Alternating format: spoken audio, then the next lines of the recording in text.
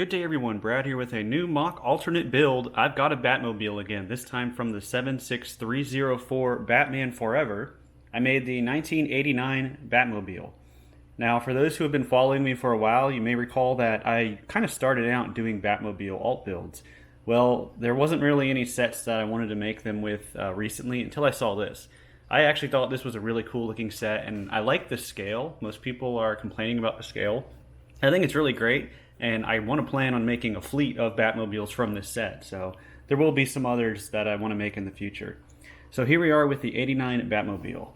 Now let me start off by kind of just showing you around the build here. Give you a quick little 360. Alright, and we'll start up here at the front. So a lot of the build techniques I did, there's little submodels like around the front that just kind of get attached. Like you'll see these angled parts here. They stay snug because they just fit that way. Then we have the front part here, which was actually quite tricky until I realized I could use this light gray piece. Kind of cheated there using light gray instead of black, but I think it worked out really well. I wanted to make sure to get the curvature right up here on the top, and luckily there was enough pieces in this set to do that. And the cockpit pops open. Now I do want to point out that in the instructions I made for this set, the cockpit piece, the windscreen in the instructions is slightly smaller just because they don't have this piece in Bricklink Studio yet. But it's meant to be this piece. So inside I made it one seat instead of two, partially because of size restrictions, but I like to say Batman just got tired of people, downgraded to a one-seater because he didn't want nobody in his vehicle with them. So that is the inside. This does not slide. Unfortunately, I didn't really do any of that, and I didn't have pop-up guns. As I was building this, I considered doing it, but I wanted to make it look better. Vice have play features, if that makes sense. I really like how this turned out. So I used some of the little L-shaped I don't really know what you call these pieces, but they're the little L-shaped parts, and then this kind of hides underneath it to help give it that angle. And then I added some of the details down here as well. And then we've got the fins in the back.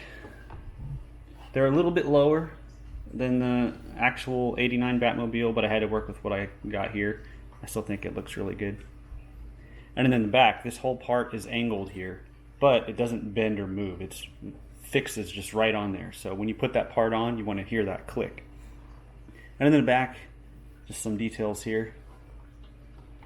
While I'm at it, I want to point out too that one sticker piece is used. It's this part that's in the cockpit of the Batman Forever. So if you're building this and you don't mind, just put the sticker piece there, or just take the sticker off, or don't use the sticker, whatever you like. Now here's the bottom. Nothing too fancy there. And this build is solid and sturdy. You can roll it around, you can do what you want with it. Nothing should break off. I didn't have any issues with parts falling off while building this and designing it.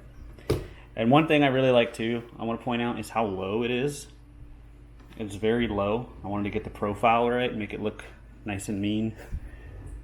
That being said though, it rolls great on a table. Maybe on carpet or something, it might not roll so well, it might get caught.